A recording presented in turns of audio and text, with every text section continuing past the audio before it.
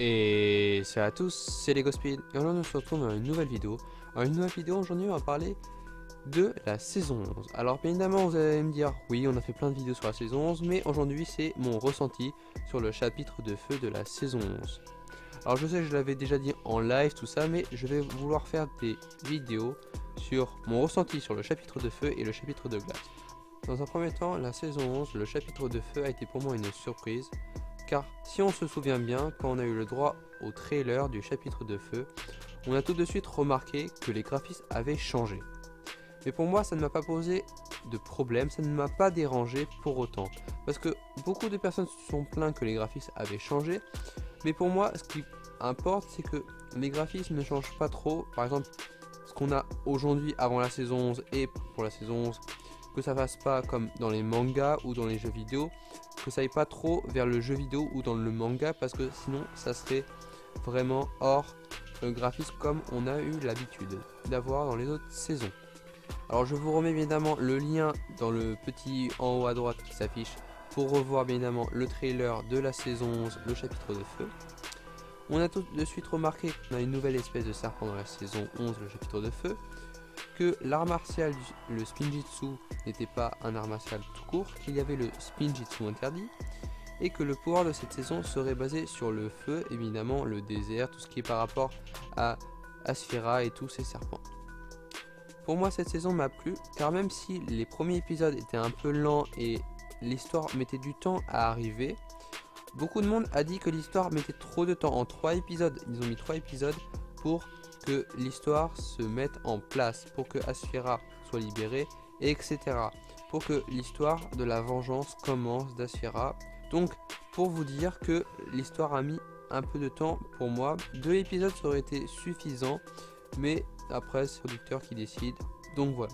Alors après, bien évidemment, on a tout de suite compris que cette saison n'était que là pour nous raconter le passé du premier maître du spinjitzu. En gros, le premier maître du spinjitzu, on l'a vu, on a des petites informations sur lui. Que le spinjitzu n'était pas simplement le spinjitzu, mais qu'il y avait le spinjitzu interdit qui avait été créé par le premier maître du spinjitzu. Et pourquoi Wu et Garmadon ne font pas confiance aux serpents dans la saison 1, 2, 3. En globalité, cette saison, même si je m'attendais à avoir plus sur le passé de Wu et Garmadon, le spinjitzu interdit m'a juste permis de voir que ça a augmenté juste le pouvoir élémentaire des ninjas. Et bien évidemment, pour l'alliance élémentaire, je m'attendais à qu'on voie plus sur le passé de Wu et Garmadon. Alors je m'attendais à qu'on voie par rapport à l'alliance élémentaire comment elle s'est formée et comment elle s'est effondrée. Bien évidemment, on avait vu ça dans la saison 4. Au début de la saison 4, on a découvert l'alliance élémentaire, et dans la saison 7, on l'a revue grâce aux mains du temps. Donc on peut en conclure que cette saison est bien, même si elle aurait été mieux selon certains critères comme les miens. Par exemple, vous avez vos critères, du coup, vous pouvez me dire en commentaire. Expliquer les guerres serpentines, comment elles ont éclaté et pourquoi elles ont eu lieu.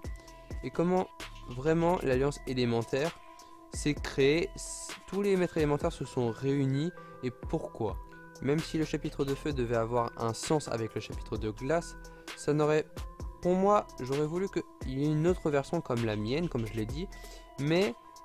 Donc voilà, c'est juste, si les choses avaient été changées, on aurait pu avoir d'autres explications, on aurait pu aller plus, par exemple, on aurait pu revoir l'alliance élémentaire dans le passé, on aurait pu voir comment, plus d'informations, je sais pas, des informations qui nous auraient aidé, le maître de la glace, le maître de la terre, la maîtresse de la foudre, tout ce qui est en rapport avec le passé de Wu et Garmadon, l'alliance élémentaire, comment elle s'est formée.